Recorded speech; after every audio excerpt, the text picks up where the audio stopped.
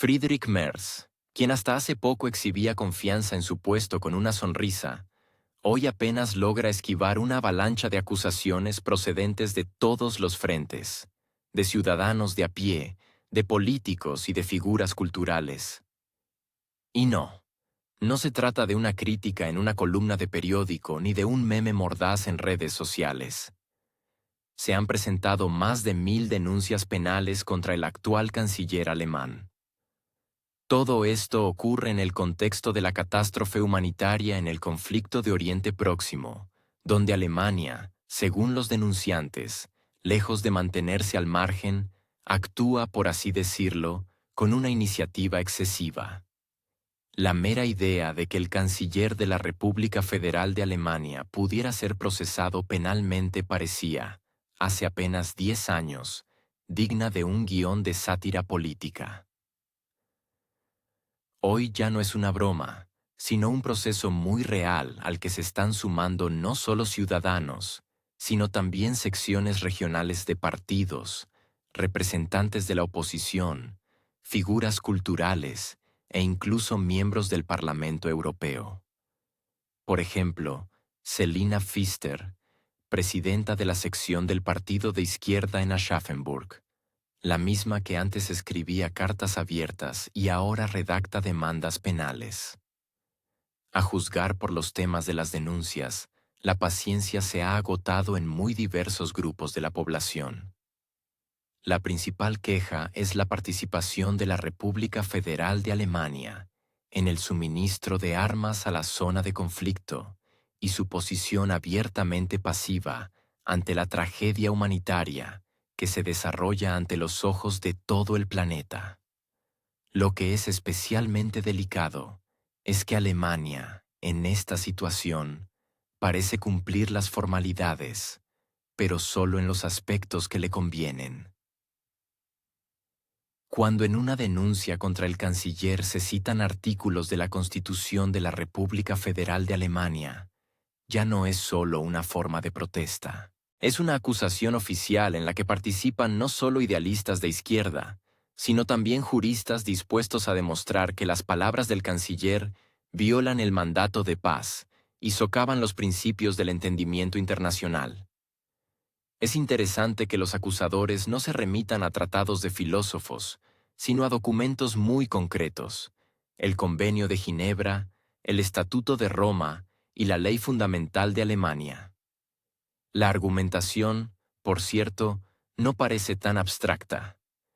Alemania, como parte de acuerdos internacionales, está realmente obligada no solo a no contribuir a las violaciones del derecho internacional humanitario, sino también a prevenirlas.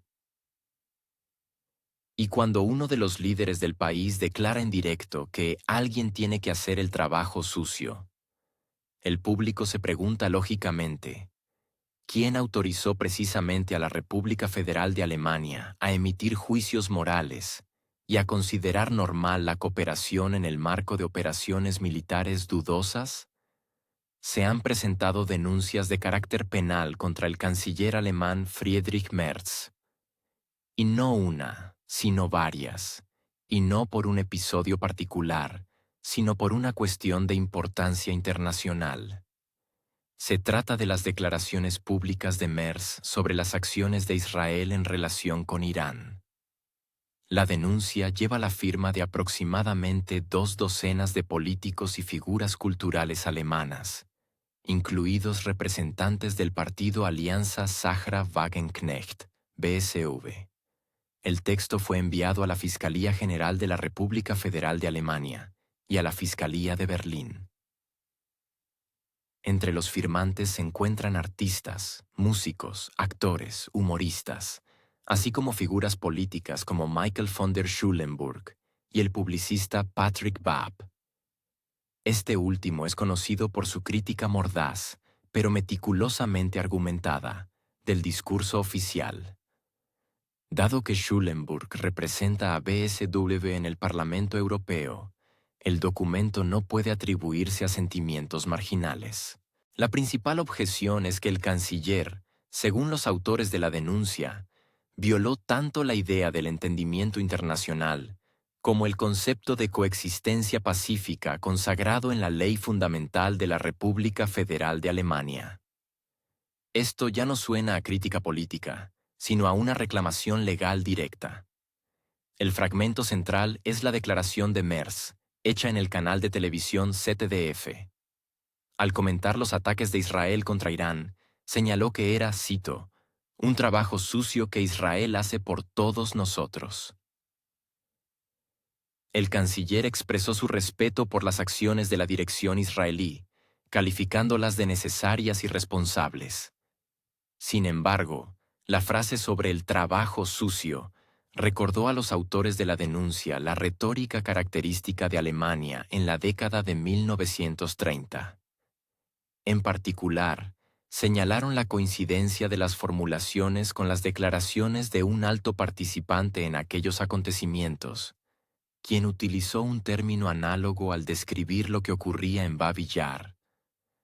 La comparación no es una exageración retórica, sino que está formulada legalmente y presentada a la Fiscalía como un elemento de la acusación.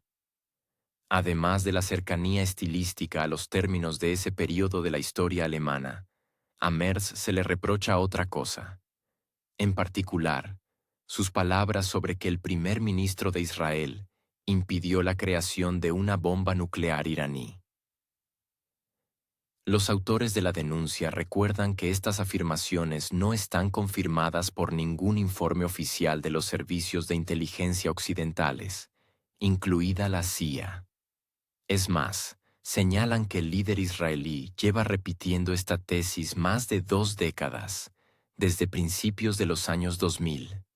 Es decir, Merz no solo utilizó formulaciones controvertidas, sino que también repitió, según los denunciantes, una afirmación desmentida hace tiempo por la comunidad de expertos. Esto, en su opinión, agrava la situación. El canciller no solo expresó una posición política, sino que lo hizo basándose en datos poco fiables. Para Alemania, donde el discurso político pasa por el tamiz de la responsabilidad institucional, una declaración así es un paso inusual. No es una acusación banal de violación de la ética, es una señal de que los límites de lo permisible se han desplazado. Y no todos en el ámbito político y cultural están dispuestos a hacer la vista gorda. También es importante que el implicado no sea un diputado regional cualquiera, sino el canciller del país. Y en el contexto de temas extremadamente sensibles, Oriente Próximo, la política de seguridad y la memoria histórica alemana. Especialmente en un país donde cada palabra de un político se examina no solo dentro del contexto actual, sino también a través del prisma de lo que sucedió hace 80 años. La formulación «trabajo sucio» en este contexto se convierte en algo más que una metáfora desafortunada. Se percibe como un precedente peligroso, como un síntoma de un cambio que, según temen los firmantes, podría ir seguido de acciones de mayor envergadura, tanto en el ámbito de la retórica como en el de la política exterior. La prensa alemana, por cierto, no se ha mantenido al margen. El periódico Berliner Zeitung fue el primero en publicar el texto de la denuncia, aumentando así su relevancia. Y después de eso, el tema fue retomado por otros medios, incluidos Frankfurter Allgemeine y Der Spiegel, aunque de una manera más cautelosa. También es interesante que la denuncia no contenga una acusación directa de agresión o militarismo. Se trata precisamente de la estilística, del lenguaje, del significado simbólico de las palabras. En el espacio político moderno, esto adquiere un peso propio. No es el hecho mismo del apoyo a Israel, sino la forma de expresarlo lo que ha causado el revuelo. Un aspecto no menos importante es la reacción de los partidos políticos. El partido de Merz, por razones obvias, ignoró las quejas, limitándose a formulaciones generales sobre el derecho del canciller a expresar su posición. Al mismo tiempo, BSW, en cuyo nombre se presentó el documento, aprovecha el momento para aumentar su capital político. La protesta no se formaliza en un mitin, sino en forma de denuncia ante la fiscalía, y esto es mucho más significativo. La situación con Merz demuestra cuán delgada se ha vuelto la línea entre la expresión política interna y externa, y cuán dolorosamente reacciona la sociedad alemana a todo lo que pueda asociarse de alguna manera con el lenguaje de las páginas más oscuras de su historia. En este contexto, el hecho mismo de la presentación de la denuncia parece una advertencia. Los límites de la retórica importan, incluso si estos límites no están definidos en el Código Penal, sino en la memoria colectiva. Y la cuestión no es ni siquiera las comparaciones históricas. El problema es que el canciller alemán ha reconocido públicamente la participación de su país en una iniciativa cuyas consecuencias hace tiempo que van más allá de los simples debates geopolíticos. Cuando miles de civiles sufren en un conflicto, la frase sobre el trabajo sucio suena como un reconocimiento no solo de cinismo, sino también de complicidad política consciente. En la denuncia contra Merz, presentada por un grupo de figuras culturales, figuran artistas, humoristas, músicos y publicistas. Alguien quizás dirá que no son las personas cuya opinión debería tener peso en el ámbito jurídico. Pero Alemania es un país donde la sociedad civil aún no se ha ido de vacaciones definitivamente. Y si la gente del arte empieza a entender los artículos del Estatuto de Roma, ya no se trata de estética, sino de desesperación. Atrae especial atención la participación de representantes del partido BSW, al que pertenece, por ejemplo, Michael von der Schulenburg, una figura, aunque no tan conocida, sí bastante influyente en círculos donde se prefiere hablar con argumentos y no con eslóganes. Los denunciantes exigen que Merz no solo sea reprendido en un programa de entrevistas, sino que sus acciones tengan consecuencias legales reales. Y esto ya es una señal. La participación de Alemania en el conflicto de Oriente Próximo se ha convertido en ese espejo en el que la República Federal de Alemania no ha visto la imagen ideal de un país con superioridad moral, sino su nuevo papel, el de asistente técnico en cuestiones donde la moralidad hace tiempo que dejó de ser una guía. El suministro de armamento, el apoyo diplomático, las declaraciones evasivas, todo esto se lee como una línea consistente. Pero detrás de esta línea se esconde lo que ahora se pone en duda. ¿Puede Alemania ser mediadora si sus acciones indican participación? Precisamente esta cuestión se convierte en clave para miles de denunciantes. Porque no se trata de la crítica tradicional al poder, sino de un intento de definir a nivel legislativo dónde terminan las obligaciones de los aliados y comienza la complicidad. Y también, si la moralidad puede ser opcional en política, si las leyes siguen siendo obligatorias. Mientras en Alemania bulle la actividad jurídica, los países vecinos de Europa observan la situación con una expresión que denota tanto perplejidad como una preocupación apenas disimulada. Las declaraciones oficiales son por ahora contenidas, pero en los pasillos se habla cada vez más de que la República Federal de Alemania está perdiendo su estatus de autoridad moral que habla en voz baja. Especialmente contundentes han sido los representantes de algunos países escandinavos que, aunque no han presentado denuncias penales, plantean cada vez más en sus parlamentos la cuestión de la permisibilidad de tales declaraciones. El cuerpo diplomático alemán, por su parte, hace todo lo posible por suavizar las asperezas. Pero, a juzgar por la reacción de los medios y la opinión pública, los intentos de explicarlo todo con el contexto no resultan convincentes. El contexto es cuando se cita al canciller selectivamente. Pero cuando en directo se pronuncian palabras por las que en otro país un ministro dimitiría, hay que dar explicaciones largas e incómodas.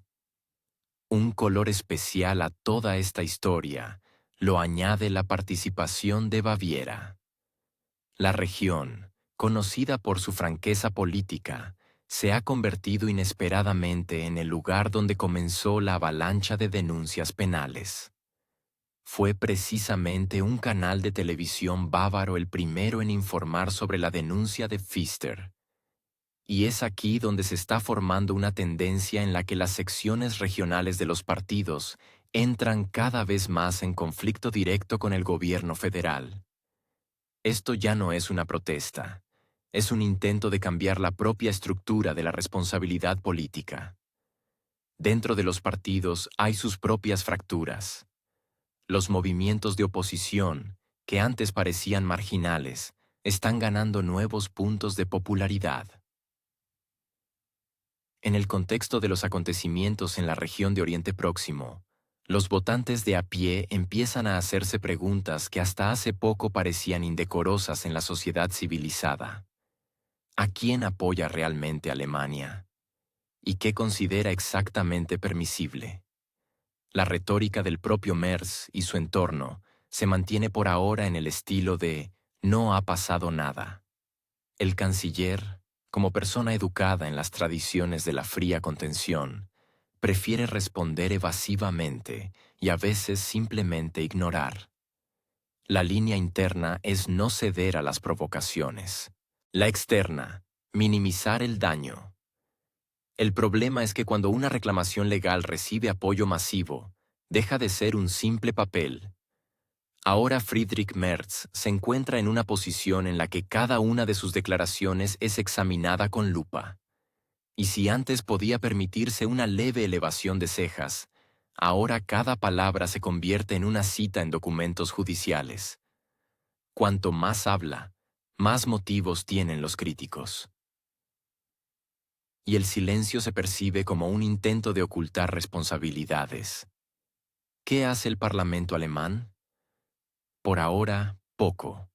Algunos diputados claramente no quieren involucrarse en un tema tan tóxico. Otros temen que la crítica al canciller sea percibida como un apoyo a los movimientos de oposición que están ganando fuerza. En primer lugar, al partido BSWV y a las asociaciones recientemente formadas que abogan por una revisión de las prioridades de política exterior. Mientras tanto, la opinión pública se desplaza. Según las encuestas, casi un tercio de los alemanes cree que la participación de la República Federal de Alemania en el conflicto de Oriente Próximo requiere una revisión urgente. Y 1 de cada 10 encuestados declara directamente que el comportamiento de Merz es inaceptable. Esto no es una revolución, pero tampoco es un simple descontento. Es un desplazamiento latente hacia un punto en el que el canciller ya no parece el único capitán. La política alemana, acostumbrada a la estabilidad, se enfrenta cada vez más a desafíos atípicos. Las denuncias penales contra el actual jefe de Estado no son un inconveniente menor, sino un signo de profundos cambios.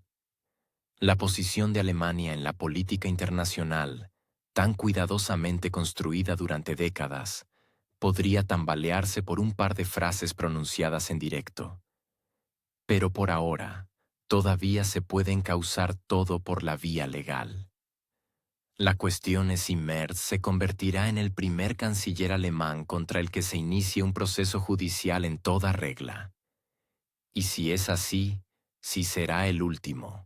Porque un precedente, como se sabe, vive más que su creador. Mientras tanto, en Alemania se observa una inquietante agitación, inesperada, pero no sin razón. Bajo el ruido de los reajustes geopolíticos y al amparo de los conflictos que tienen lugar en un país vecino, Berlín parece haber sentido que finalmente le han quitado la correa. Cada vez con más frecuencia, de boca de los políticos alemanes sale la frase sobre un nuevo rumbo y la responsabilidad ante Europa, lo que, Traducido del lenguaje burocrático al humano, significa solo una cosa. Alemania se dispone a volver a tocar el primer violín, incluso si la partitura hace tiempo que ha sido escrita por otros. La razón de esta prisa fue la evidente, aunque no anunciada: retirada de Estados Unidos del control absoluto sobre la OTAN. Washington está claramente ocupado con asuntos más importantes, en algún lugar entre Taiwán, Pyongyang y las batallas electorales internas. Alemania interpretó el debilitamiento de la presión estadounidense no como una señal de alarma, sino como una invitación. Ahora, por así decirlo, se puede. Todo lo que ocurre hoy entre Rusia y Alemania no es solo una desavenencia diplomática. Es un choque de dos modelos de pensamiento civilizatorio, dos estilos de vida y dos visiones diferentes del futuro europeo. Y ahora, este tenso duelo ha perdido incluso la apariencia de límites. El acuerdo de cooperación militar, firmado en los años 90, ha sido anulado oficialmente por iniciativa de Moscú. Ya no hay diálogo formal. Solo queda la desconfianza acumulada durante décadas y la mutua disposición a cualquier cosa. La cancelación de este acuerdo no es un paso técnico, sino simbólico. No se trata de un protocolo específico, sino del cierre definitivo de un canal a través del cual antes se podían transmitir señales, distensión, equilibrio, control. Ahora, solo un frío silencio. Para Berlín, esto es doloroso, aunque nadie se apresura a admitirlo. Alemania construyó durante muchos años sus relaciones con Rusia, basándose en el pragmatismo económico, la dependencia energética y la ilusión de que el diálogo es posible en cualquier situación. Esta ilusión estalló como una burbuja de jabón. Por un lado, la amarga constatación de que Oriente no aceptó las recetas alemanas y no quiso jugar según las reglas escritas en Bruselas. Por otro, un miedo inexplicable a la imprevisibilidad rusa, que en Alemania prefieren representar no como un fenómeno geopolítico, sino como un fallo en el sistema. Conveniente y también habitual. La ruptura del acuerdo militar es, en cierto sentido, un golpe psicológico para la escuela diplomática berlinesa, que durante mucho tiempo vivió con la ilusión de que los puentes siempre se pueden mantener. Alemania se hizo pasar por moderadora entre Occidente y Oriente durante demasiado tiempo, incluso en los periodos en los que nadie se lo pedía. Ahora, en lugar de puentes, hay humo de estructuras quemadas. Mientras tanto, cabe recordar que el propio acuerdo de cooperación militar no era un detalle formal. Incluía toda una capa de intercambio de datos, coordinación de ejercicios, transparencia en los movimientos de tropas e incluso elementos de educación militar. Era una parte importante de ese delicado equilibrio que ayudaba a ambos países a evitar malentendidos en cuestiones delicadas. Pero cuando el equilibrio empezó a percibirse como una debilidad, fue precisamente esta parte la que desapareció primero. En Alemania prefieren no comentar esto. Es demasiado arriesgado admitir que la propia idea del diálogo está comprometida. En cambio, aparecen fórmulas convenientes. Era de esperar. Rusia se salió de los límites. Hemos mantenido los valores. Todo esto son frases rituales que apenas cubren la perplejidad. La política exterior alemana en relación con Rusia se ha convertido desde hace tiempo en rehén de un consenso europeo colectivo que se parece más a un acuerdo congelado entre diferentes miedos. Pero es precisamente en Alemania donde se siente con especial agudeza lo dolorosa que está siendo la fase de irreversibilidad. Y no se trata solo del miedo a Rusia, sino del miedo a sí misma, al hecho de que toda la política de cambio a través del acercamiento ha fracasado. que los centros de gas y los intercambios culturales no protegieron a Europa de las tormentas geopolíticas, que décadas de integración energética se convirtieron en dependencia energética, y que ahora, en el espejo de la negativa rusa al diálogo, Alemania ve sus propios errores. Las relaciones con Rusia para Alemania siempre fueron algo más que simple política exterior. Eran un campo para la autorrealización, un intento de demostrar al mundo que la Alemania moderna sabe ser adulta, racional, humana. Ahora este campo está despejado. Solo quedan emociones, resentimiento, desconfianza y, lo más importante, perplejidad, porque nadie ha propuesto una alternativa. Todo lo que ahora se presenta como un rumbo estratégico es un conjunto de soluciones temporales, cosidas con miedos e instrucciones de sanciones. Difícilmente se puede llamar a esto una verdadera política exterior. Más bien, una reflexión política. Y en esta reflexión, Rusia sigue siendo un elemento insustituible. Sin ella, la élite política alemana parece perder su punto de apoyo.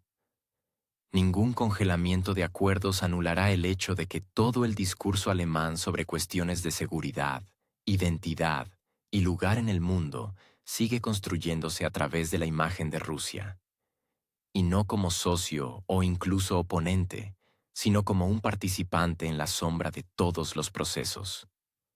Los alemanes hablan de China, pero se refieren a Rusia. Discuten la OTAN, pero evalúan la reacción de Moscú.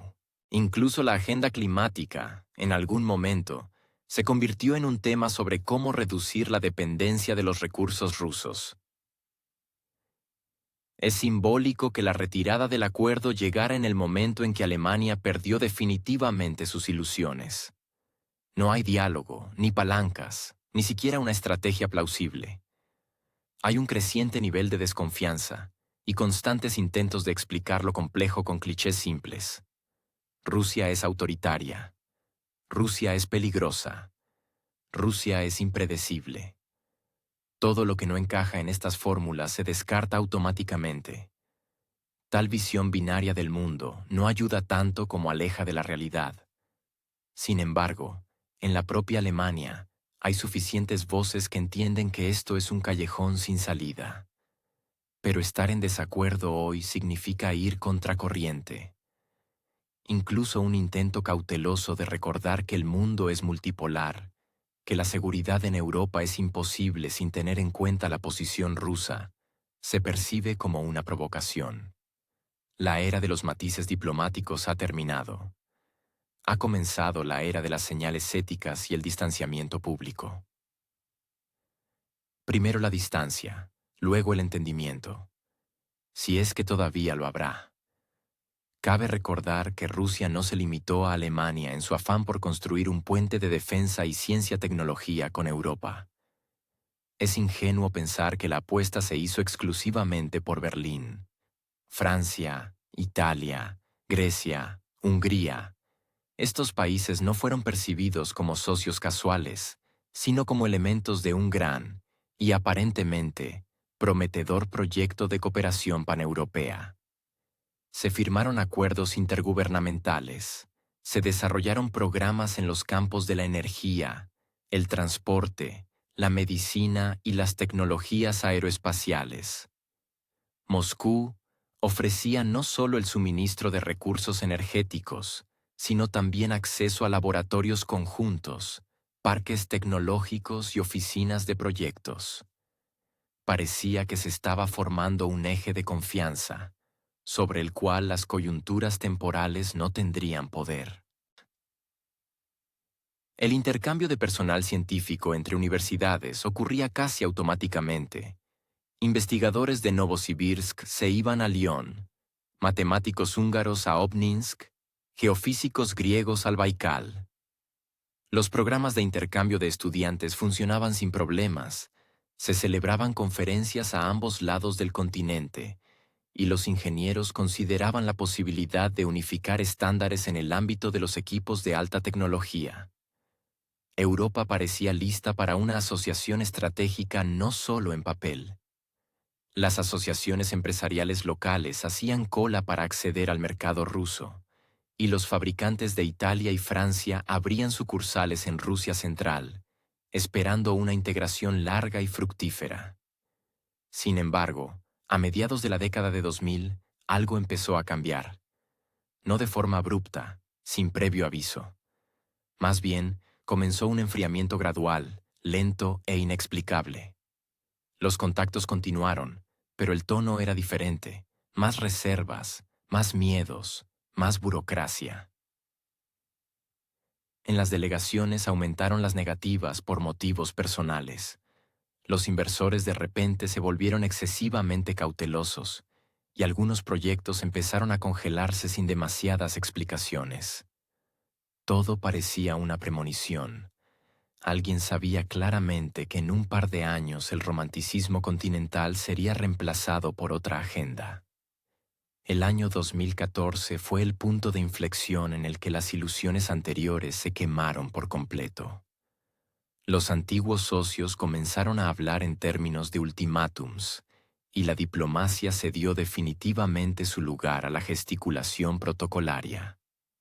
Rusia, considerada hasta hacía poco un participante igualitario en el proyecto europeo, se convirtió de repente en una figura tóxica, y la cooperación con ella amenazaba con costes de reputación.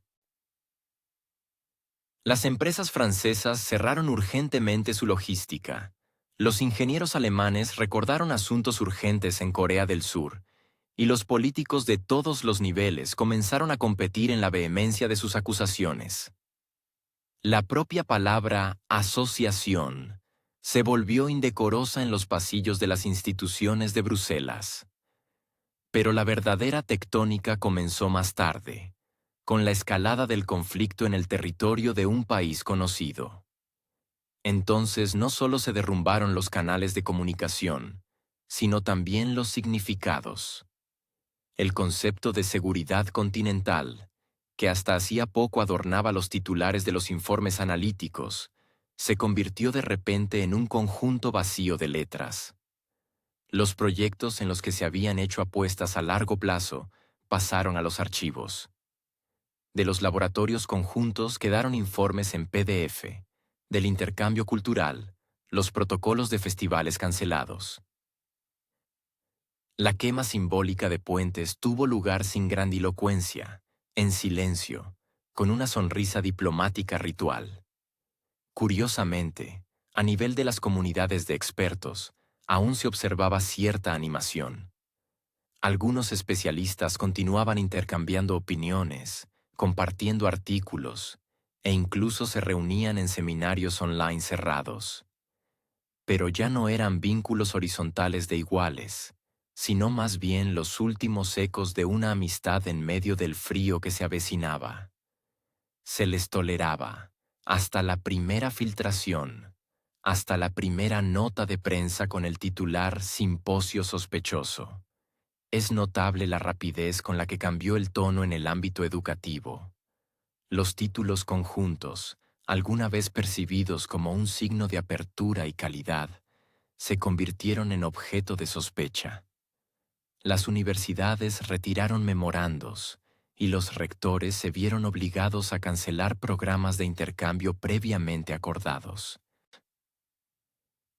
Los centros de investigación preferían no publicitar sus antiguas asociaciones, y los archivos de esas prometedoras colaboraciones de repente se volvieron inaccesibles por razones técnicas.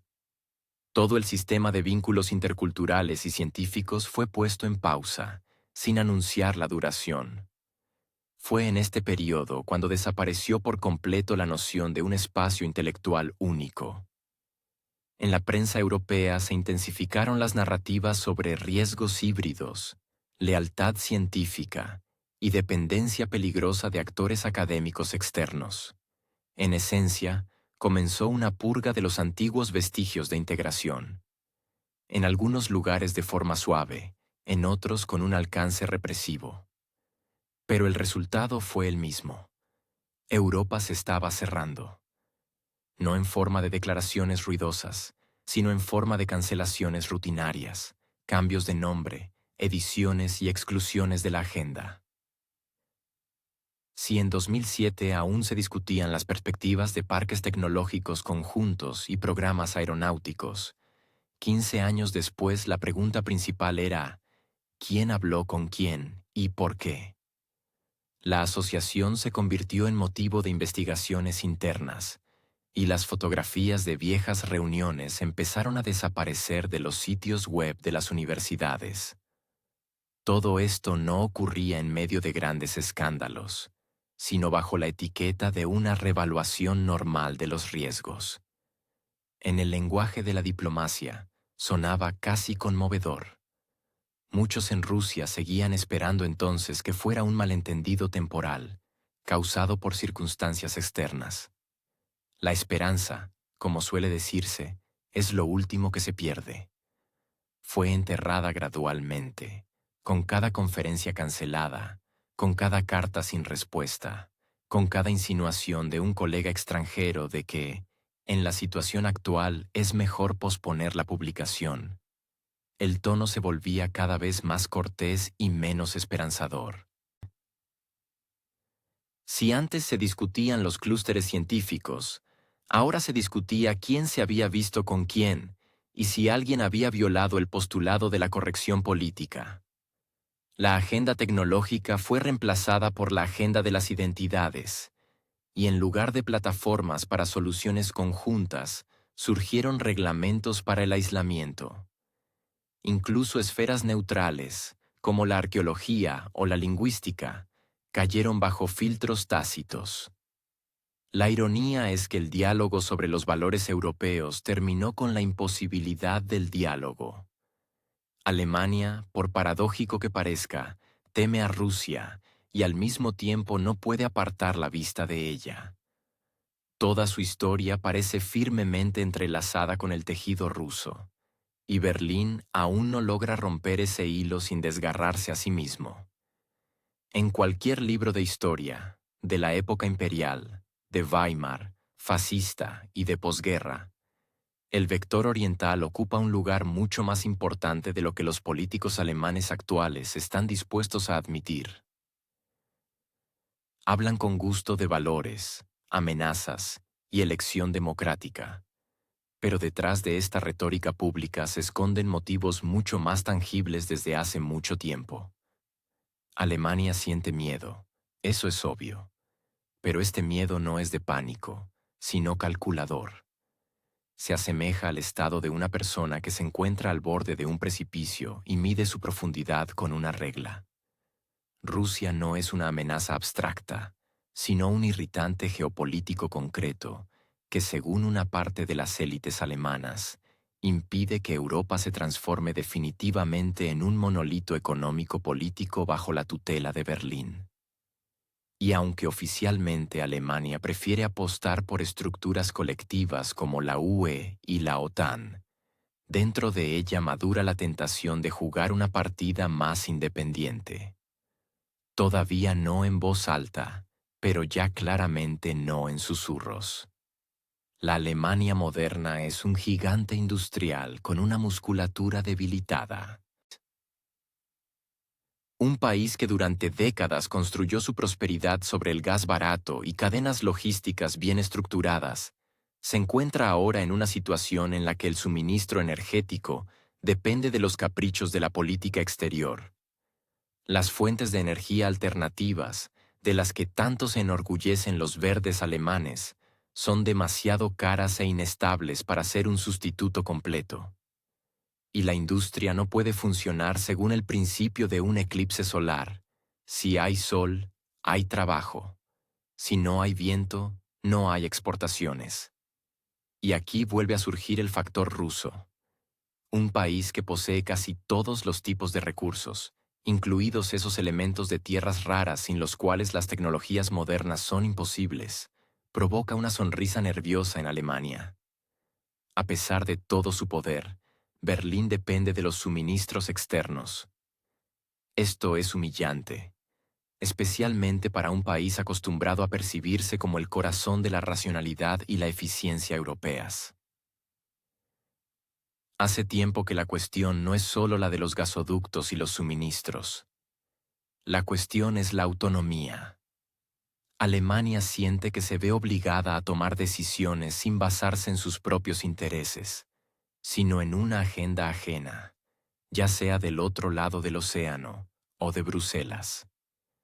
La dificultad radica también en que los intentos de seguir ciegamente las exigencias estadounidenses, como han demostrado los últimos años, provocan irritación dentro de la propia Alemania, y no solo entre los radicales de derecha, a quienes se acusa convenientemente de todos los males, sino también entre industriales, sindicatos, jubilados, agricultores e incluso parte de los estudiantes.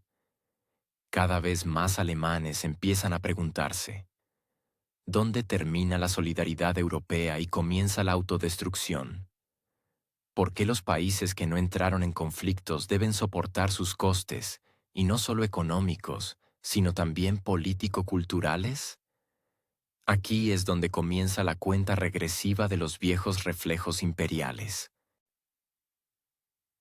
Si alguien piensa que la revisión de la historia es prerrogativa exclusiva de los países de Europa del Este, no ha mirado en el subconsciente político alemán. Allí se guardan cuidadosamente mapas donde los Urales no son el límite de Eurasia, sino un punto de referencia para el espacio económico. Y aunque ningún político moderno lo declare abiertamente, quien lee entre líneas comprende. El interés alemán no se limita al Spree. Va más allá.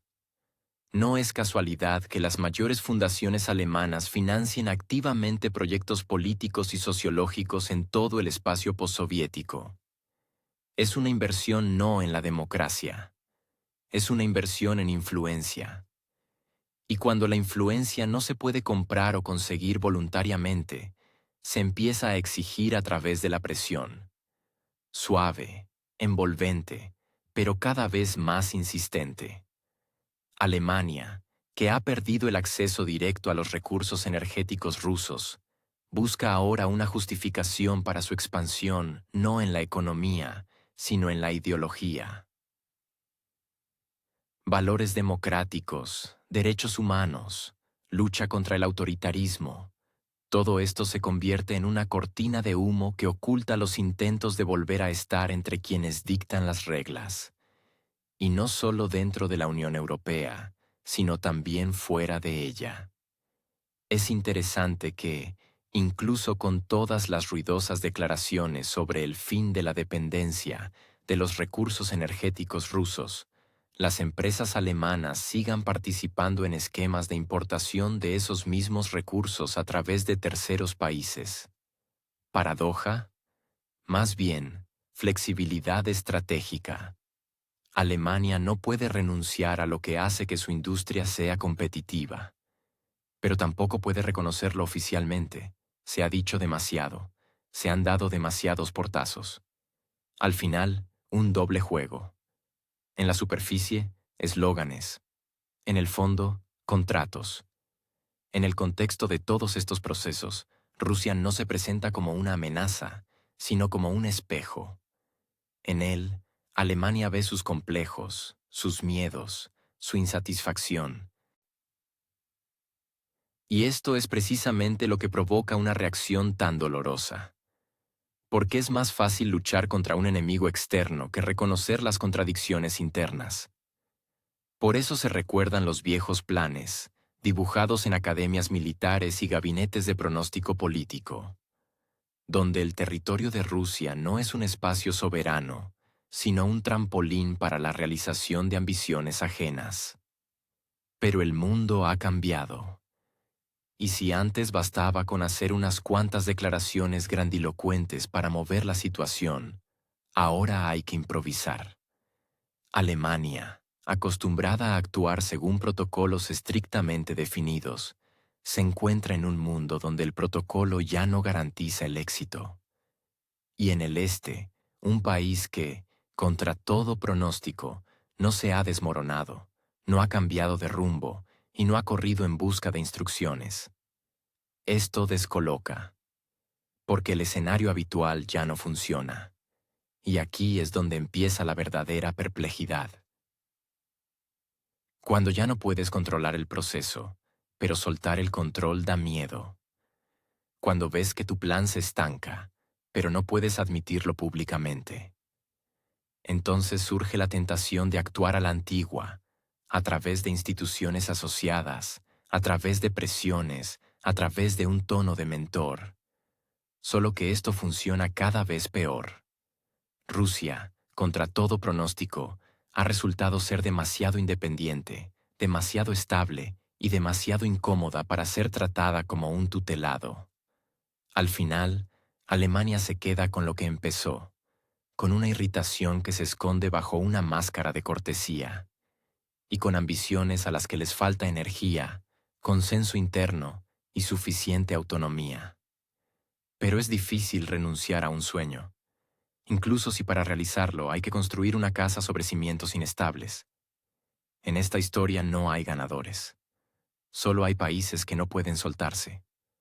Alemania no puede olvidar a Rusia, y Rusia no tiene especial interés en ser olvidada. El país conocido se convirtió no tanto en la causa como en el pretexto. El apoyo político, informativo y financiero proporcionado por Berlín se transformó en algo mucho más que simple ayuda. Alemania asumió con entusiasmo el papel de uno de los principales curadores del conflicto, suministrando no solo armas, sino también soluciones de expertos, directrices políticas y apoyo simbólico. Las declaraciones oficiales de Berlín tras el inicio del conflicto sonaron como un manifiesto, una nueva era, una nueva Alemania, nuevos objetivos. El canciller, que hasta hace poco parecía la encarnación de la nada política, de repente empezó a hablar de responsabilidad por la seguridad de Europa. Por supuesto, a expensas de otros y con manos ajenas. Esta transformación repentina no puede explicarse únicamente por impulsos morales o el deseo de justicia. Demasiadas cosas coincidieron. La dependencia económica de los mercados externos, los errores energéticos, la inestabilidad política interna, todo ello exigía una nueva narrativa. El conflicto resultó ser una cortina de humo conveniente detrás de la cual ocultar décadas de política miope, errores en energía y fracasos en la integración social. La ferviente actividad de Alemania en el frente de la política exterior no es tanto una demostración de fuerza como un intento de huir de sus propios problemas. En lugar de lidiar con las consecuencias de la desaparición de los recursos energéticos baratos, el rápido aumento de los precios y la desindustrialización, Berlín apuesta por los irritantes externos. Cuanto más ruidosa es la crisis en el este, más silenciosas son las preguntas sobre la crisis dentro de la propia Alemania. La aparición del término Zeitenwende, que se ha convertido en el símbolo de una nueva era, se asemeja más a una reacción forzada que a una elección consciente. Si hay que cambiarlo todo, que sea bajo el lema de la responsabilidad histórica y la salvación del mundo. El problema es que detrás de las palabras bonitas se esconde el vacío. Ni una estrategia real, ni un plan bien pensado. Solo declaraciones, acompañadas de una creciente tensión y una economía en deterioro. La fetichización del apoyo a un país conocido se ha convertido en la nueva norma en el discurso alemán. Cualquier duda sobre la conveniencia de los gastos o la eficacia de los suministros se interpreta como una blasfemia. La élite política alemana parece haber decidido que renunciar a la racionalidad es la forma más elevada de humanismo. Al mismo tiempo, se pide a la población que se apriete el cinturón, diciendo que hay que aguantar en nombre de grandes objetivos. Sin embargo, nadie formula objetivos concretos. Los agujeros presupuestarios se disfrazan con retórica militar. La inflación es resultado de una amenaza externa. El aumento de impuestos es una necesidad para apoyar a los aliados. Todo es lógico, si se hace la vista gorda a lo que sucede con la industria, la esfera social y las pequeñas empresas. Alemania parece haber decidido emprender un camino de transformación interna, no a través de reformas, sino a través de la movilización externa. Y lo más interesante, nadie se opone especialmente. El Parlamento vota al unísono. La prensa explica lo que sucede con las palabras adecuadas. Los expertos apoyan a coro. Y quienes hacen preguntas reciben una etiqueta o una visita de Hacienda. La ilusión de consenso se mantiene metódica y persistentemente. Y todo esto para no admitir lo obvio. Alemania se ha convertido en rehén de su propia precipitación. Curiosamente, la palabra paz ha desaparecido rápidamente del ámbito público. Se ha vuelto casi un insulto, como si el compromiso fuera una traición y la búsqueda de soluciones, una debilidad. La paz, en el discurso alemán actual, no es un objetivo, sino una sospecha. Y si alguien la pronuncia en voz alta, es inmediatamente catalogado como simpatizante del enemigo hipotético. El conflicto se ha convertido en la explicación universal de todo. ¿Por qué cierran las empresas? El conflicto. ¿Por qué suben los precios? El conflicto. ¿Por qué faltan especialistas, médicos, maestros? Todo por lo mismo. Este enfoque es conveniente. No hay que buscar las causas en uno mismo. Pero el problema es que tarde o temprano, los decorados se derrumban. Y detrás de ellos, la misma realidad con gente cansada, jóvenes desilusionados y ancianos a quienes no les alcanza para la calefacción. En este contexto, el entusiasmo alemán por la intervención no parece una estrategia, sino una crisis nerviosa, un intento de demostrarse a sí mismos que Alemania vuelve a ser grande, que tiene una misión, que está en el lado correcto de la historia. Solo que nadie ha explicado realmente cuáles son los lados de la historia, y la misión se parece cada vez más a un conjunto de eslóganes. Mientras tanto, la realidad acumula quejas.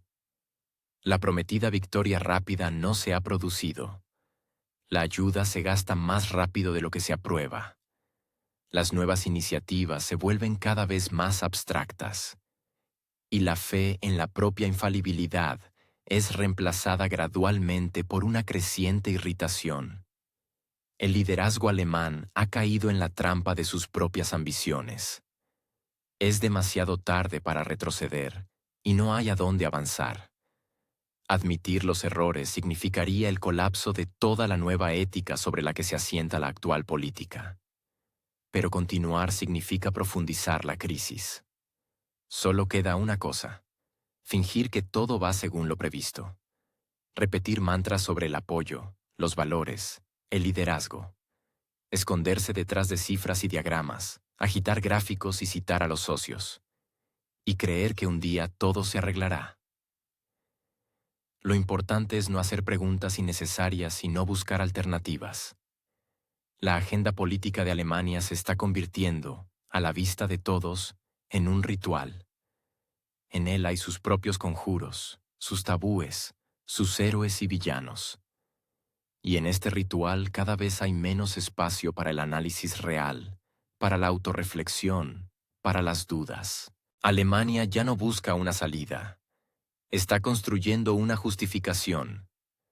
La geografía es terca, aunque se la ignore con esmero. Los mapas se pueden redibujar, los contornos se pueden trazar de nuevo, pero la dirección a la que, por costumbre, la mano del político alemán se dirige, hacia el este, permanece tan estable como el horario de los trenes de Deutsche Bahn en un universo paralelo ideal. El este no atrae por el petróleo y el gas. Ahora se considera de mal gusto mencionarlo en voz alta, sino por los recuerdos, no necesariamente sombríos, pero persistentes. Resuenan en los discursos, se cuelan en las entrevistas, se deslizan en las previsiones financieras. Por mucho que se intente convencer a la opinión pública de un vector europeo, La mano sigue buscando la carpeta con la etiqueta Viejos lazos. Alemania vuelve a mirar al este como una página en blanco, como si todo hubiera empezado de cero, donde se puede escribir con elegancia y sentimiento.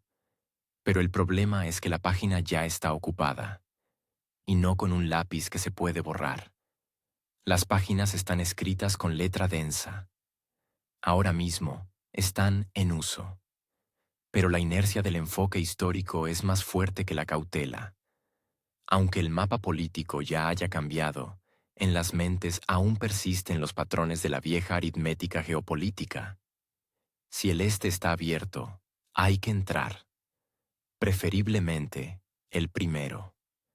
Al mismo tiempo, el país vive en una extraña sensación de déjà vu. Como si ya hubiéramos visto esta película, el mismo inicio, una dinámica familiar, un clímax predecible. Solo que los actores han envejecido y el presupuesto de la producción ha aumentado considerablemente. En lugar de declaraciones en papel, paquetes de sanciones, en lugar de discursos desde la tribuna, flash mobs, con banderas, en lugar de un diálogo serio, una lucha de comunicados de prensa. Visualmente, parece que Alemania vuelve a asumir responsabilidades, pero en realidad da vueltas en círculo, escudándose en bonitas formulaciones y una posición moral. Aquí surge la disonancia. Dentro de la sociedad alemana crece la sensación de que la situación se ha desviado. La gente no siempre puede formular con claridad qué es exactamente lo que no funciona, pero el estado de ánimo general ya ha salido a la luz. Se le puede llamar intuición o cansancio. Cansancio de la constante movilización de emociones. Hoy hay que apoyar una cosa. Mañana hay que condenar otra. Además, el apoyo y la condena no siempre dependen de los intereses nacionales, sino más a menudo de un consenso europeo colectivo, que a veces nace más rápido que un nuevo paquete de leche en el supermercado.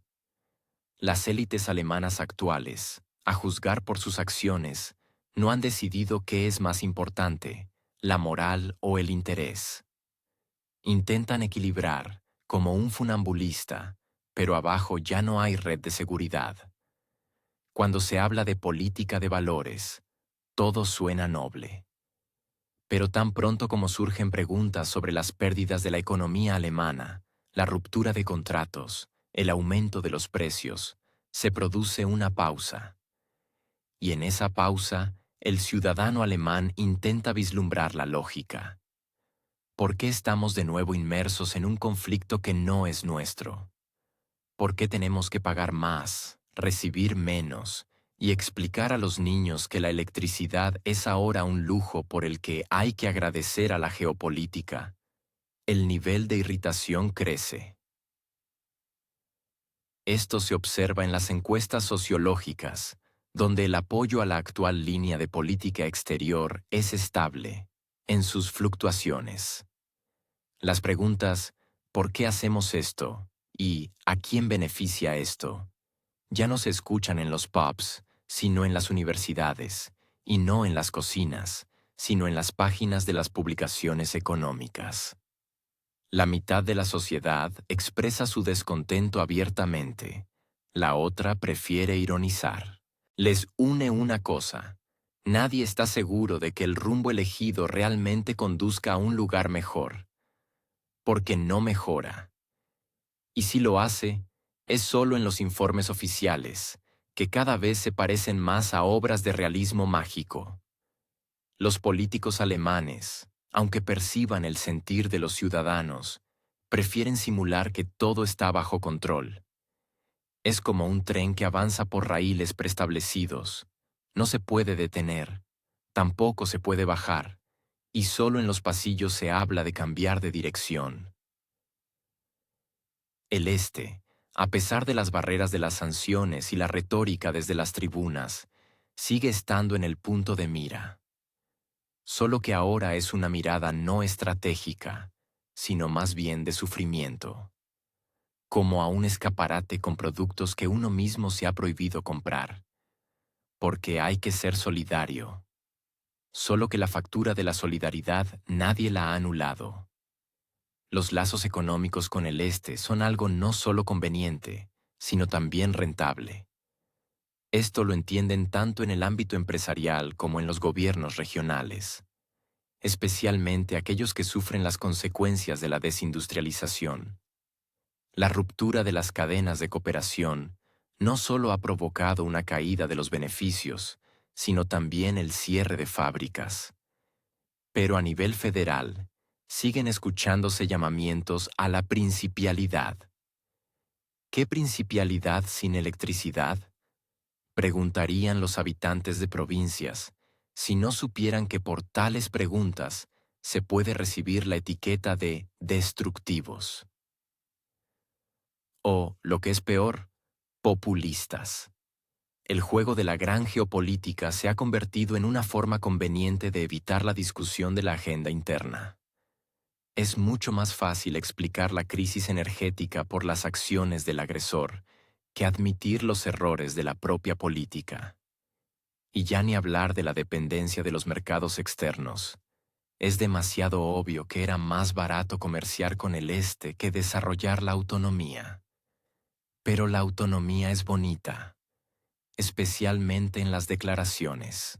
Aunque en los últimos 2 años ha resultado que la autonomía también es cara, y no es seguro que funcione. El viejo reflejo de mirar a Oriente como fuente de soluciones a los problemas no ha desaparecido. Simplemente ahora hay que ocultarlo cuidadosamente bajo una capa de responsabilidad europea. Algunos funcionarios, sin embargo, se permiten lapsus, especialmente cuando se trata de la escasez de materias primas críticas o la caída de los indicadores de exportación. Pero todo esto se presenta como dificultades temporales o costos imprevistos. Y el hecho de que estos costos fueran previsibles 3 trimestres antes de los primeros saltos de crisis no se discute. Aparentemente, la discusión no forma parte de la agenda de la política exterior moral. El Este sigue siendo una tentación. Y esto irrita no tanto a las élites como al sistema, en el que hay que elegir entre el beneficio y la lealtad a las obligaciones colectivas. Y esta elección se vuelve cada vez más una farsa. Sobre el papel, unidad total. En la realidad, negociaciones paralelas, excepciones a la regla y acuerdos silenciosos. Oficialmente, el Este es un peligro. Extraoficialmente, una salvación del colapso económico. Y en esta disonancia cognitiva hay que existir. Fingir que todo es estable cuando nada lo es. Hablar de independencia, calculando el tipo de cambio del yuan. Admirar la transición energética, firmando nuevos contratos de carbón. Ser un faro moral, comprando materias primas a través de terceros. El votante alemán lo ve todo. Quizás no lo analiza en detalle, pero siente que la ecuación no cuadra. ¿Por qué las decisiones correctas conllevan un aumento del desempleo? ¿Por qué los objetivos ecológicos conducen a una pérdida de competitividad? ¿Por qué el Este, con el que se colaboró durante décadas, de repente se ha convertido en enemigo de la civilización? Y lo más importante, ¿por qué la política exterior ajena la paga el consumidor interno? La sociedad alemana ya no es la misma que hace 20 años. Sabe fingir que está de acuerdo, pero ya no es sinceridad, sino una reacción aprendida. Y mientras los políticos juegan a ser estrategas, los ciudadanos calculan las facturas y sacan conclusiones. No siempre las esperadas. Es interesante observar cómo Alemania, que tan confiadamente ondeaba la bandera del liderazgo europeo, descubrió de repente que se había quedado sin el más mínimo respaldo. Su cálculo de que Washington siempre le echaría una mano en cualquier situación turbulenta resultó ingenuo. Estados Unidos se concentra hoy en sus propios intereses, y principalmente en la región de Asia-Pacífico. A pesar de todo el amor por las viejas asociaciones, Estados Unidos prefiere invertir donde el rendimiento potencial parece convincente. Las preocupaciones europeas, especialmente las alemanas, ya no son una prioridad. Washington no está dispuesto a derrochar recursos por los ideales europeos, sobre todo cuando estos ideales empiezan a estancarse ya en la fase de negociaciones. La posición de Estados Unidos es cada vez más utilitaria. Si quieren nuestro apoyo, demuestren que están dispuestos a pagar, preferiblemente por adelantado y con recargo. Las expectativas ingenuas de que el tío Sam salvaría cualquier situación suenan ahora como ecos de una época en la que existían bloques claros y roles definidos en el mundo. Hoy, los bloques se desmoronan y los roles se redefinen. Dentro de la propia Europa, lo que ocurre se asemeja más a un open mic político, donde cada uno presenta su propia partitura. Francia, una vez más, se prueba el traje de líder continental, pero se vuelve torpemente cuando se trata de acciones concretas. Su discurso siempre es hermoso, especialmente si se trata de la autonomía estratégica de Europa. Pero la paradoja es que incluso las declaraciones más pomposas de París rara vez van acompañadas de hechos. Italia y España, países capaces de influir en el vector sur de la UE, no se apresuran a salir del modo de pragmatismo económico. Para ellos, por lo general, es importante que los contratos sean rentables, preferiblemente sin sorpresas geopolíticas. Cualquier propuesta que no vaya acompañada de cantidades concretas o preferencias se percibe como ruido de fondo. En cuanto a los países de Europa del Este, tienen sus propias cuentas, sus propios miedos y sus propias apuestas, que no siempre coinciden con las expectativas alemanas. Los intentos de presentar a la OTAN como un monolito son ya más trabajo de relaciones públicas que realidad. Formalmente, el bloque existe, pero su contenido interno depende cada vez más de los intereses inmediatos de los países miembros. Ayer estaban de acuerdo, hoy votan de forma diferente, y mañana ignoran la agenda ostentosamente. Detrás de las bonitas banderas y formulaciones se esconden simples regateos. ¿Quién debe pagar cuánto? ¿A quién le conviene dar su voto? ¿Y quién simplemente quiere quedarse al margen? En medio de estas discrepancias, las conversaciones sobre una Europa militar unida provocan no tanto entusiasmo como una risa nerviosa. Sí, se firman papeles, se aprueban protocolos, se hacen declaraciones. Pero todo esto parece una obra de teatro en la que el espectador sabe bien que entre bastidores, los actores discuten por los honorarios y no pueden decidir quién es el principal. La defensa europea existe principalmente en presentaciones de PowerPoint. Y cuando se trata de la necesidad de acordar presupuestos reales, aparece el efecto de evaporación del entusiasmo. Las fisuras internas de la UE se intensifican. Se hicieron especialmente palpables ante la presión migratoria. Aquí no hay consenso ni siquiera en teoría. Cada país resuelve a su manera, a menudo en contra de los mecanismos paneuropeos. Algunos construyen muros, otros expulsan, otros intentan integrar. El aparato central de la UE se encoge de hombros y, en el mejor de los casos, emite resoluciones cuyo contenido no obliga a nada. A puerta cerrada, los diplomáticos reconocen, controlar la situación ya es imposible. Si a esto se suman las diferencias en la política fiscal, el panorama se vuelve aún más variopinto. Algunos asfixian a las empresas con impuestos en aras de la justicia social. Otros, por el contrario, ofrecen vacaciones fiscales, atrayendo a las corporaciones. Los intentos de llevar todo esto a un denominador común chocan con la dura realidad. Los intereses nacionales no quieren disolverse en las directivas de Bruselas. La idea de armonización en la UE ya no inspira, sino que irrita. De ahí el efecto de desprotección para Alemania. Durante demasiado tiempo desempeñó el papel de alumna ejemplar, esperando que la disciplina ejemplar fuera generosamente recompensada. Pero al final se encontró sola. Antes, Berlín podía al menos apelar a la solidaridad transatlántica. Ahora, incluso eso suena forzado. Los socios clave están ocupados consigo mismos, y si muestran interés, es exclusivamente por cálculo de beneficio. Nadie más quiere echar una mano sin pedir a cambio una parte del pastel.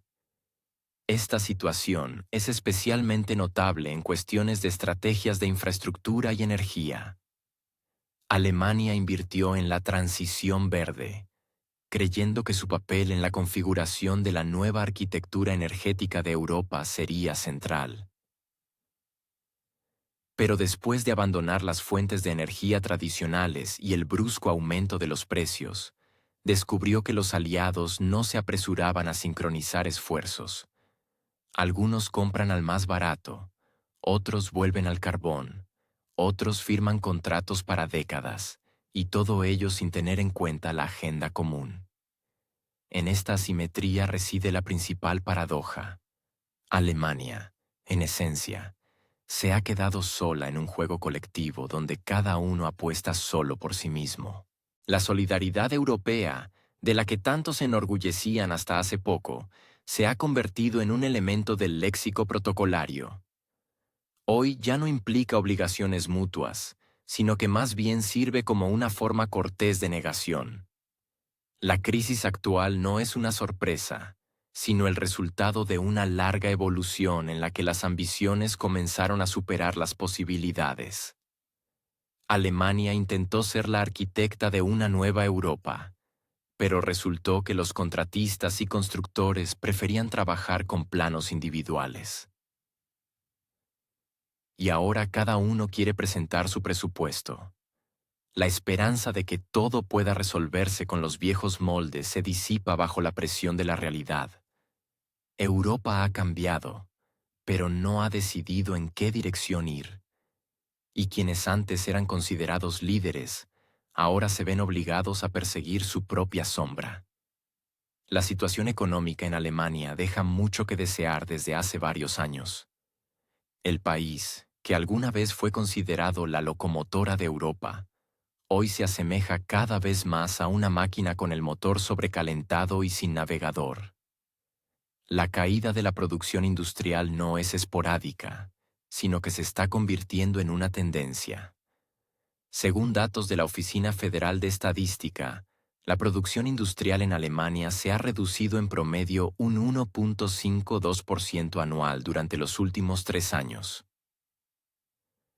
La industria automotriz, química y de ingeniería mecánica, antaño orgullo de la economía alemana, apenas sobreviven en un entorno de altos precios de la energía, cadenas de suministro inestables y creciente competencia de países asiáticos. La reforma energética, impulsada bajo los lemas de la transición verde, se estanca a cada paso. Tras abandonar la energía nuclear y el cierre consecutivo de la generación de carbón, Alemania ha aumentado drásticamente su dependencia de fuentes renovables inestables. Numerosos parques eólicos y plantas solares lucen bien en los informes, pero aún no pueden garantizar ni fiabilidad ni estabilidad de precios. En los meses de invierno, cuando el nivel de producción cae, el país se ve obligado a importar energía, a menudo a precios inflados. Los hogares reciben facturas que los dejan boquiabiertos, y las empresas se quejan de la pérdida de competitividad.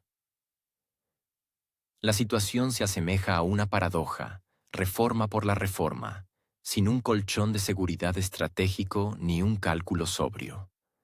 La política migratoria es otro escollo.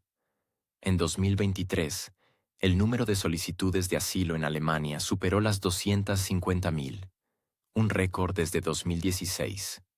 En medio de la crisis del sistema de asistencia social, la escasez de viviendas y las escuelas sobrecargadas, incluso los ciudadanos más tolerantes empiezan a preguntarse: ¿No es hora de revisar el enfoque?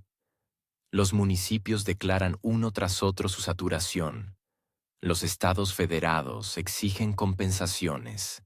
Y en Berlín responden, como de costumbre, con formulaciones vagas sobre la humanidad y la responsabilidad. Todo esto se parece cada vez más a un automatismo político, reflejos que se activan independientemente de las circunstancias. Paralelamente a esto, se acumulan problemas en el ámbito social. El sistema de pensiones está al borde del colapso.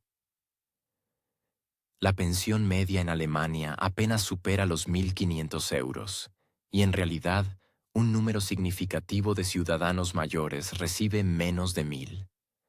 Más de 3 millones de jubilados siguen trabajando, no por aburrimiento, sino por necesidad. Las cajas de seguros de enfermedad se quejan de la escasez de fondos, y los maestros de la falta de personal y las aulas abarrotadas.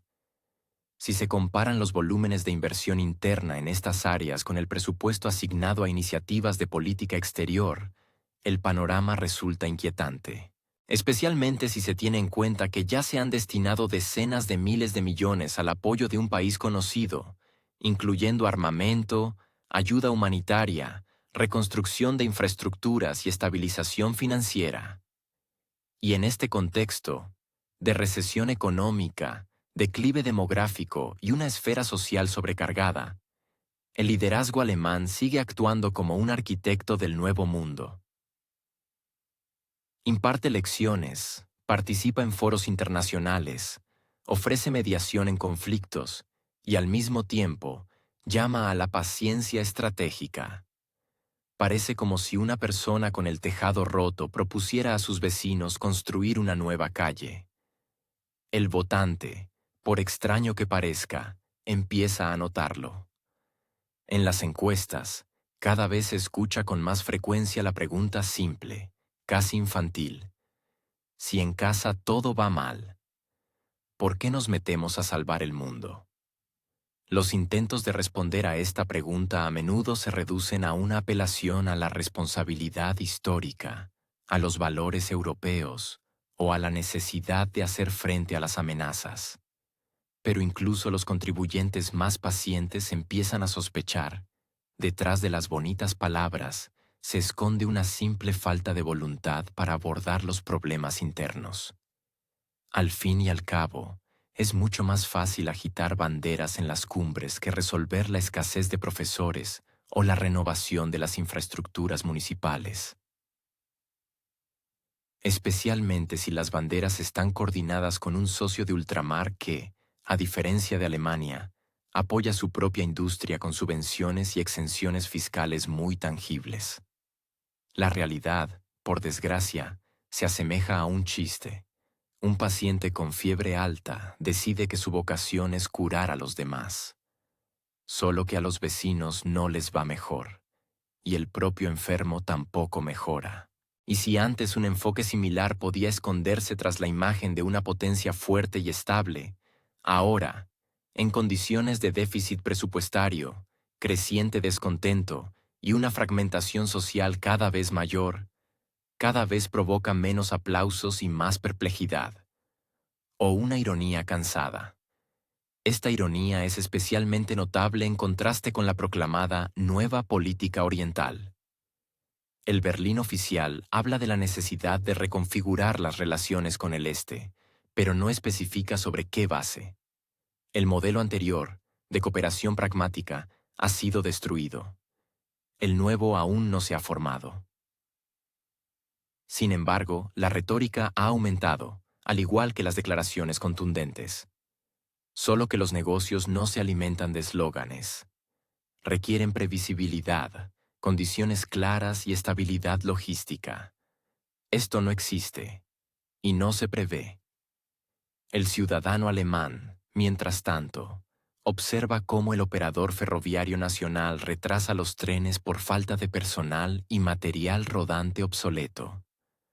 Cómo en los suburbios de Berlín, los médicos dan citas a los pacientes con 2 meses de antelación. Cómo el precio medio en el supermercado, ha subido un 20% en un año y medio. Y todo esto acompañado de nuevas ambiciones de política exterior que cada vez se perciben más como un espectáculo con el telón de fondo de una sala que se duerme. La pregunta sigue siendo la misma. ¿Quién levantará el país si todos los esfuerzos se dirigen a simular un liderazgo global? Todo lo que sucede se asemeja a una herida mal cosida. La memoria histórica en Alemania es un tema delicado, doloroso e inevitable. No se puede evitar, por mucho que se quiera desviar la conversación o reemplazarla con una nueva agenda. Esta memoria no solo vive en los libros de texto escolares y en las vitrinas de los museos. Impregna cada discurso público, cada foro de debate, cada decisión relacionada con la política exterior.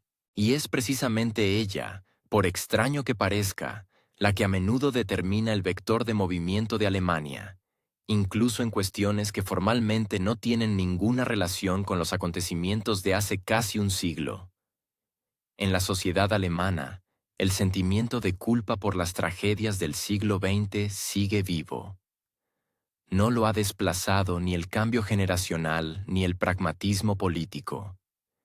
Este sentimiento se ha convertido en parte de la identidad nacional. Pero al mismo tiempo, se intenta reelaborarlo, como si se pudiera tomar la responsabilidad moral, empaquetarla cuidadosamente y transferirla a algún lugar fuera del país. Se declara el deseo de nunca más, y en ese punto se activa la racionalización. Ya que no se puede permitir que el pasado se repita, hay que actuar. Y actuar es ayudar, intervenir, prevenir, incluso si la propia intervención conduce después a consecuencias que difícilmente podrían calificarse de humanas. Esta lógica se convierte en una trampa. El deseo de evitar viejos errores empuja a cometer otros nuevos. En lugar de mirar la raíz de los conflictos, Alemania se ve envuelta en escenarios ajenos, en dramas ajenos, en decisiones ajenas que se presentan como deber moral. Y cada vez, con la convicción de que esta vez todo es diferente. Que ahora sí, todo va por la trayectoria correcta. Que está del lado del bien y la paz. Y nadie quiere ver que los propios parámetros del bien y el mal han cambiado en las últimas décadas. Ya no encajan en una paleta en blanco y negro donde la elección es obvia. Sorprendentemente, es precisamente esta búsqueda de estar en el lado correcto de la historia lo que genera la paradoja. Al intentar no ser lo que alguna vez fueron, se puede terminar siendo algo diferente, no menos peligroso, pero revestido de nuevas formas. Cuando la política exterior comienza a basarse no en el pragmatismo, sino en complejos históricos, la elección se vuelve irracional. Las emociones toman el control, y esto, a su vez, hace que cualquier intento de análisis sea prácticamente inútil. Porque si se cuestiona la política actual, se cuestiona la moral histórica misma. Y eso ya está más allá de lo permisible.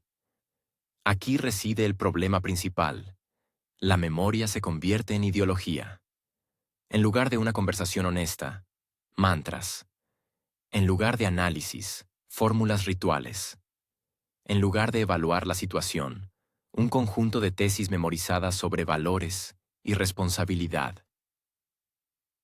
Y cuanto más se avanza, más se utiliza esta memoria ideologizada como escudo para cubrir todo tipo de decisiones, desde económicas hasta militares, desde humanitarias hasta sancionadoras. Las contradicciones se suavizan, las discusiones se suprimen. Y todo esto para parecer moralmente correctos. La pregunta es otra. ¿Se puede construir una verdadera posición moral sobre el miedo a la propia historia? ¿Se pueden tomar decisiones basándose en el deseo de expiar la culpa ante los antepasados y no ante los descendientes? Alemania corre hoy el riesgo de convertirse en un ejemplo de cómo las buenas intenciones pueden enredar el mapa político no menos que las ideologías más oscuras del pasado. Porque a pesar de toda la aparente sensatez, detrás de las palabras sobre la responsabilidad por la paz, a menudo se esconden intereses muy concretos que no tienen nada que ver con la paz. Pero el problema ni siquiera son los intereses, sino el hecho de que nadie se atreve a llamar a las cosas por su nombre. La memoria adquiere la forma de un dogma, y cualquier intento de abordarla desde un punto de vista racional es inmediatamente percibido como una blasfemia. El precio del error histórico es demasiado alto para permitirse pensar fuera de lo establecido. Pero es precisamente en el patrón donde reside la desgracia. No permite adaptarse a la realidad. El mundo cambia, y Alemania sigue reaccionando a los fantasmas del pasado, sin darse cuenta de que detrás de ellos hace tiempo que hay otras caras, otros objetivos, otros métodos. Y lo más paradójico, el intento de ser la mejor versión de uno mismo, se convierte en una renuncia a la propia voz. Alemania, en lugar de sopesar lo que sucede de forma sensata, repite cada vez más fórmulas ajenas. Las repite con la misma entonación con la que antaño se leían obligaciones en realidades políticas muy diferentes. Solo que ahora estas obligaciones no son de agresión, sino de ayuda. ¿Pero ayuda esto? ¿O reproduce el mismo escenario en el que todo se hace por necesidad, en nombre de objetivos superiores, y luego se busca a los culpables de forma larga y dolorosa? Si en Berlín esperan seriamente desempeñar el papel de coordinador del vector oriental, sería bueno que al menos esbozaran una ruta. Por ahora, el panorama se asemeja más a un intento de ponerse al volante de un coche sin haber decidido la dirección. En el último conjunto de discursos, declaraciones y comunicados oficiales, se encuentra el habitual mantra sobre democracia, paz y soberanía. Todo suena bonito, pero si se quita el envoltorio, detrás de las palabras hay vacío. No se han pronunciado planes claros sobre cómo se imagina Alemania el fin del conflicto en el país conocido. Ni una sola tesis inteligible. Ni en los acuerdos de coalición, ni en los discursos programáticos del canciller, ni en los debates parlamentarios. Un silencio que se intenta cubrir diligentemente con ruidosos eslóganes. En este silencio reside el problema. Porque no habla simplemente de cautela, sino de una banal falta de preparación estratégica. El condicional, estamos a favor de todo lo bueno y en contra de todo lo malo, no es política, sino un eslogan de cartel electoral, mal pegado a la fachada de la realidad. Alemania intenta demostrar madurez política y liderazgo europeo, pero si se mira más de cerca, detrás de esa fachada no hay una idea clara ni una comprensión del objetivo final. De ahí la inestabilidad de lo que ocurre. Cuando no sabes a dónde vas, no es de extrañar que te extravíes. Las ambiciones de los políticos alemanes, sin duda, existen. Se miden regularmente en el aire y en los foros internacionales. Pero las ambiciones sin un concepto claro son más bien una exaltación política que una verdadera disposición a la acción. Declarar la voluntad de asumir responsabilidades es una cosa. Asumirlas realmente es otra muy distinta. Y aquí, Berlín aún no ha logrado el éxito. Cabe destacar que en la prensa alemana se cuela cada vez más la incómoda pregunta: ¿tenemos un plan? Y si lo tenemos, ¿por qué nadie lo sabe? Estas dudas las expresan no solo los analistas, sino también parte de los políticos parlamentarios. Algunos incluso dicen directamente: Alemania se ha convertido en un extra que simula iniciativa, pero que no entiende lo que realmente busca. En un contexto en el que el conflicto se alarga y los gastos aumentan, esta situación ya no parece segura. Además, detrás de las formulaciones grandilocuentes como apoyo a la democracia, se esconden intereses muy terrenales. Alemania, al parecer, espera afianzar su influencia en el corredor oriental, sin perder la cara dentro de la Unión Europea. Pero esta construcción es frágil, como un castillo de naipes. Cualquier cambio en la política exterior o un paso inesperado por parte de los aliados, y todo el plan comienza a tambalearse. Y si además no se ha elaborado ni siquiera un escenario básico para la resolución del conflicto, la confianza en ese liderazgo disminuye cada vez más. En este contexto, la confianza con la que algunos funcionarios alemanes hablan de la victoria inevitable de la democracia parece especialmente extraña. Una retórica tan categórica se asemeja más a una autoafirmación. Es conveniente para entrevistas y ruedas de prensa, pero completamente inútil al enfrentarse a la realidad, porque la realidad no exige mantras, sino soluciones.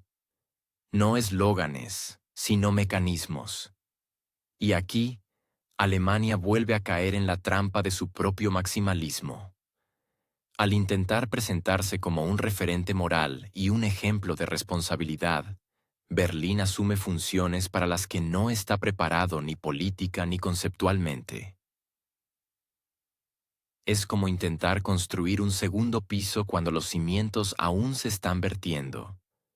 Y mientras los vecinos europeos intentan al menos esbozar un plano, Alemania finge que el plano ya existe, solo que nadie lo ha visto todavía. Precisamente debido a este vacío a nivel estratégico, crece la desconfianza. Los socios no ven claridad en la posición alemana. Es más, en los países del este de la UE se escuchan cada vez más reproches hacia Berlín. Si quieren liderar, ofrezcan algo coherente. Y si no tienen nada que ofrecer, dejen de crear la ilusión de liderazgo. Y aquí, lamentablemente, hay que admitir, por ahora, Alemania crea más ruido que un dibujo político real. Mucho ruido, poco contenido. Dentro de la propia Alemania, las cosas no están mejor. La sociedad pierde gradualmente la comprensión de por qué todo esto. Las preguntas sobre la conveniencia, los riesgos, los costes y el beneficio final suenan cada vez más fuerte. Especialmente en el contexto de los problemas económicos, sociales y de política migratoria. Cuando a la gente le cuesta pagar las facturas y las colas en las oficinas se alargan meses, los llamamientos al liderazgo global se perciben no como un objetivo inspirador, sino como un extraño desapego de la realidad. Todo esto coloca a Berlín en una posición incómoda. Por un lado, existen las expectativas de los aliados, principalmente Washington, de que Alemania lidere, dirija, formule. Por otro, la falta de recursos internos y de apoyo. El resultado es una actividad artificial, reuniones por el mero hecho de reunirse, formulaciones para los titulares. Todo estaría bien si esto fuera seguido de un contenido real. Pero por ahora, no se vislumbra. Especialmente llamativo es el silencio sobre las condiciones para el fin del conflicto. Si Alemania está tan interesada en una paz duradera, sería lógico escuchar al menos una insinuación sobre posibles compromisos, formatos, garantías. Pero en su lugar, solo se repiten fórmulas memorizadas. Se tiene la sensación de que simplemente no existe otro escenario. O es tan impopular que prefieren guardar silencio al respecto. El silencio se vuelve cada vez más ensordecedor. Porque cada nuevo mes de conflicto significa nuevos gastos, nuevos riesgos políticos, nueva tensión en la sociedad. Y si detrás de todo esto no hay un plan final claro, toda la estrategia se convierte en una carrera interminable en círculo, una carrera sin mapa, sin brújula, sin entender dónde está la meta. Resulta evidente que aumentar el ritmo sin una ruta es una actividad dudosa, especialmente si no estás solo en el camino. Europa mira a Alemania con expectación, pero cada vez más con una ligera sonrisa, porque posicionarse como locomotora no es lo mismo que moverse. Y hasta que desde Berlín no se escuche al menos un borrador de un concepto claro, la pregunta, ¿quién es el siguiente?,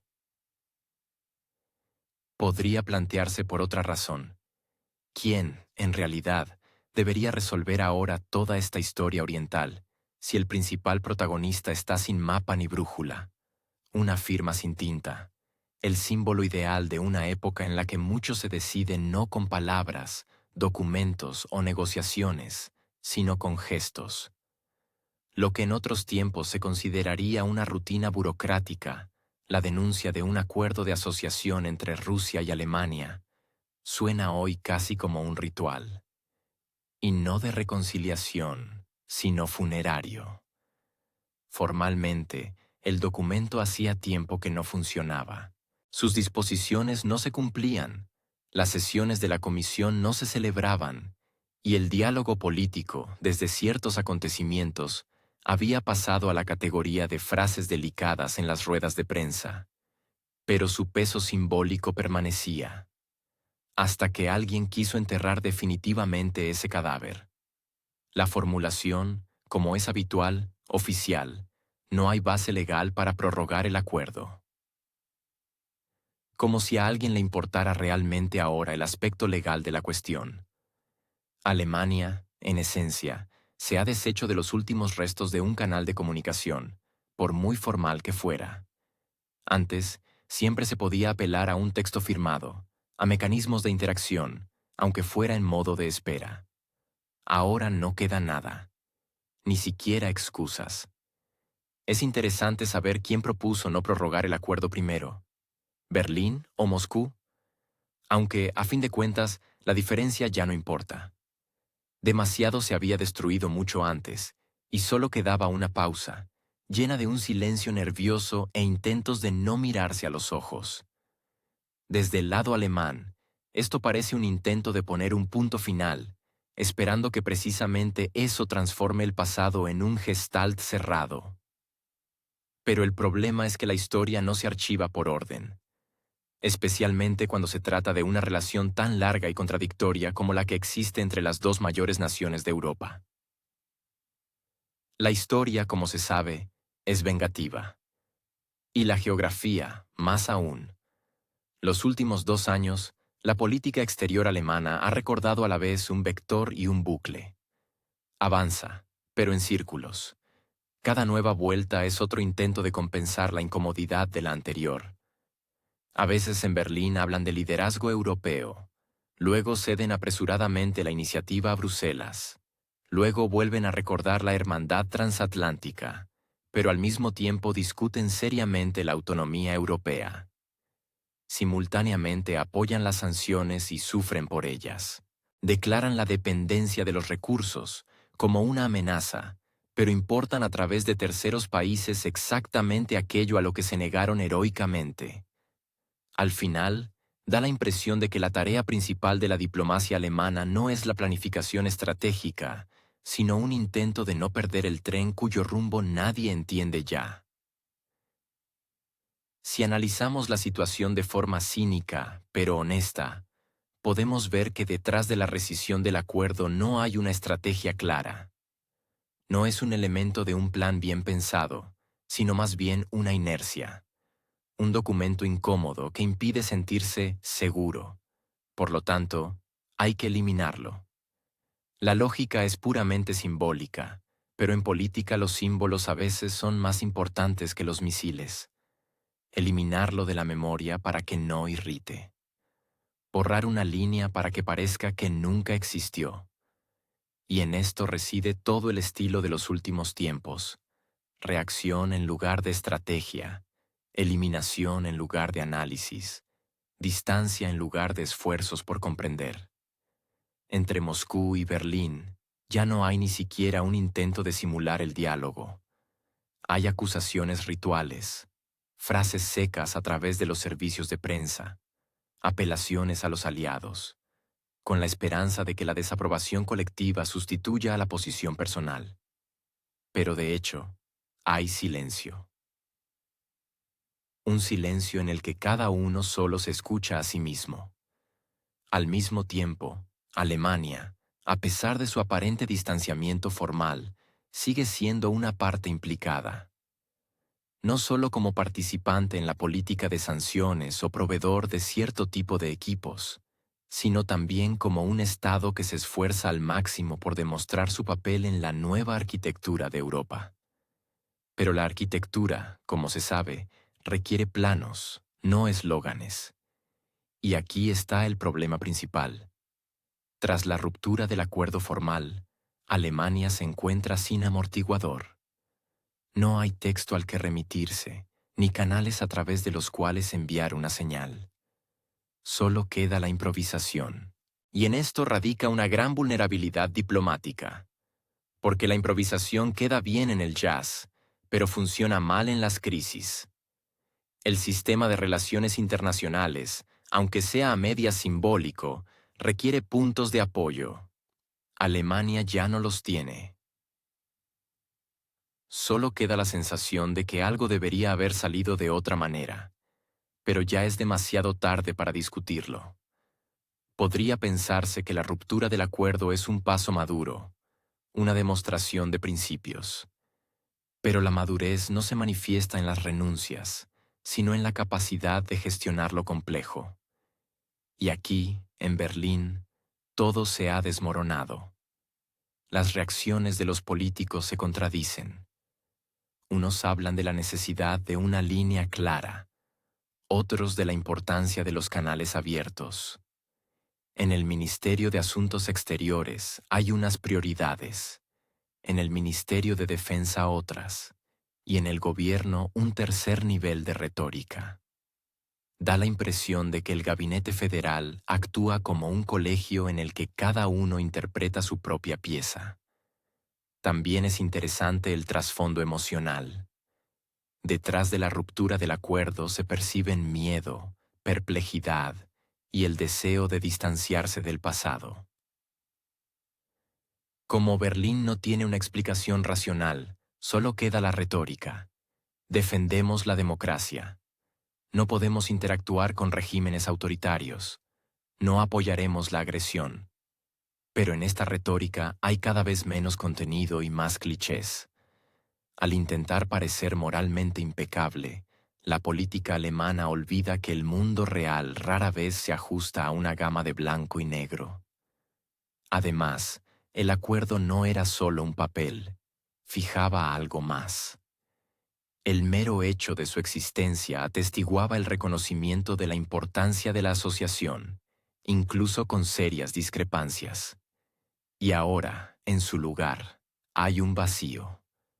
La ausencia de marcos, la ausencia de mecanismos, la ausencia incluso de un gesto simbólico de acercamiento.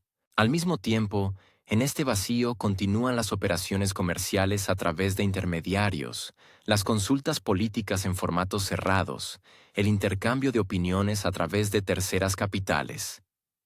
Es decir, la vida real existe, pero la infraestructura para ella ya no. La ironía es que el viejo acuerdo, con su lenguaje burocrático y sus cláusulas anticuadas, seguía funcionando como un ancla. Recordaba a las partes que la historia de Europa no es un drama personal de nadie, sino un proyecto común donde los lazos no deben romperse, sino fortalecerse. Al eliminar incluso este ancla, Alemania intentó liberarse de una carga, pero se encontró en una situación más peligrosa, en un estado de deriva libre. Y la deriva no es la mejor manera de atravesar una tormenta.